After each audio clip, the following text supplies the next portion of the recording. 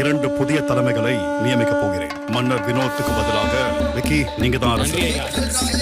இந்த big pass டீமுக்கு இதே வேலையாக போச்சுங்க. ஒரு டாஸ்க் ஆரம்பிச்சிட வேண்டியது வீக்லி டாஸ்க்னு சொல்லிட்டு அது சரியாக போகல அப்படின்னு நினச்ச மாதிரி கிளிக்கால் அப்படின்னு அதில் என்னென்ன மாற்றலாம், எதை புதுசாக ஆட் பண்ணலாம், எதை புதுசாக அதுக்கு மறுபடியும் ரிமூவ் பண்ணலாம் அப்படின்னு சொல்லிட்டு பல விஷயம் யோசிச்சு எதோ பண்ணுவாங்க. பட் எதுவுமே கிளிக் ஆகாத மாதிரி தான் இருக்கும்.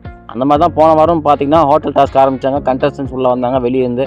அதுக்கப்புறம் சீக்கிரம் டாஸ்க் கொடுத்தாங்கன்னு சொல்லிட்டு ஏதோ பண்ணி ஓரளவுக்கு மேனேஜ் பண்ணலாம்னு நினச்சாங்க. அது ஏதோ சுமாராக ஓரளவுக்கு போச்சு. ஸோ அதே மாதிரி தான் இங்கேயும் நேற்று ஆரம்பிச்ச டாஸ்க் வந்து பார்த்தீங்கன்னா 2 ராஜ்யம் சொல்லிட்டு டாஸ்க் ஆரம்பித்தாங்க. கானா ராஜ்யம் அண்டு தர்பிஸ் ராஜ்யம் சொல்லிட்டு. ஸோ அதில் சரி 2 பேருமே காமெடி பீஸ் தான், 2 பேருமே காமெடி பண்ணக்கூடிய ஆள் தான். ஸோ அந்த மக்கள் எல்லாமே சீரியஸாக எடுத்துகிட்டு எந்த ஒரு பெருசான கண்டென்ட்டும் வரல அப்படின்னு ஒன்று 2 ராஜ்யத்தை தலைவலையும் மாற்றி பார்க்குறாங்க. ஸோ அப்போ ஏதாவது கிளிக் ஆகுமா, வேறு ஏதாவது கண்டென்ட் வருமா அப்படிங்கிற மாதிரி.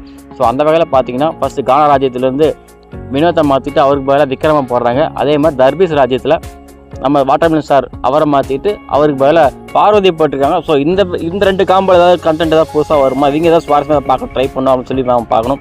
ஏன்னா அவர் பாட்டுன்னு பாட்டு பாடியே போன ராஜ்யத்தை ஃபுல்லாக ஓட்டிட்டார். அண்ட் இதேமாதிரி தர்பீஸ் வந்து ரீல்ஸ் பாருன்னு சொல்லிட்டு மக்கள் நடிக்க வச்சு ரீல்ஸ் போட்டு ஓட்டிட்டார்.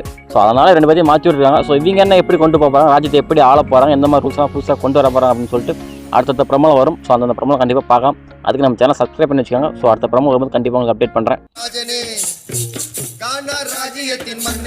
தர்பீஸ் அரசை ராணி பார்வதி வழி நடத்துவார். ஸோ 2 ராஜாங்கத்துலையும் அந்தந்த அரியணையில் ஏறி உட்காந்துட்டாங்க. ஸோ உட்காந்த உடனே ஏதாவது போர் புரியுவாங்க, ஏதாவது ஸ்ட்ராட்டஜி பண்ணாங்க, எப்பறம் அடுத்த ராஜ்யத்தை கைப்பற்றலாம்னு சொல்லிட்டு யோசிப்பாங்க. அப்படின்ட்டு பார்த்தீங்கன்னா அதுக்கு பதிலாக தர்பீஸை கரெக்ட் பண்ணுறாங்க. திவ்யா அங்கேருந்து ஹாட்டினை விட்டுட்டு வராங்க. ஒரு வலைவீசி பார்ப்போமே, நாட்டை எப்படி கவுத்தலாமே அப்படின்னு சொல்லிட்டு.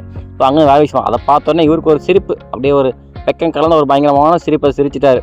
ஸோ அங்கே சதி பண்ணுறாங்க, நம்ம நாட்டை கவுத்துறது இங்கேருந்து பெரிய சதி வேலை நடந்துட்டு இருக்கு.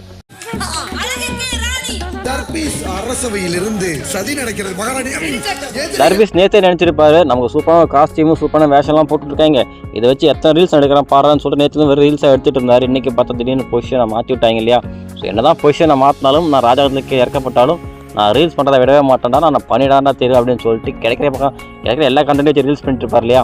ஸோ அதே மாதிரி இங்கேயும் தான் என்ன இறக்கிய தன்மையை கூட எங்கள் ராணி எப்படி தெரியுமா, யார் எப்படி தெரியுமா, என்ன வல்லமை பெற்றவள் தெரியுமா அப்படிங்கிற மாதிரிலாம் சொல்லிட்டு எதிரிகளை வந்து மண்ணோட மண்ணாக்கு புண்ணோட புண்ணாக்குங்கிற மாதிரி அவ்வளோ வல்லமை படுத்த எங்களோட ராணி அப்படின்னு சொல்லிட்டு ராணிக்கு பில்டப் கொடுக்குறேன், டெவலப் பண்ணுறேன்னு சொல்லிட்டு இவர் அதை வச்சு ரீல்ஸ் பண்ணிட்டு இருக்காரு. அண்ட் ஆல்சோ பார்த்தீங்கன்னா பார்வதி வந்து இந்த ராஜாங்கத்தோட அரசியாக மாறியிருக்காங்க. ஸோ கண்டிப்பாக கண்டென்ட்டுக்கு பஞ்சம் இருக்காது அப்படின்னு சொல்லி நம்ம எதிர்பார்க்கலாம்.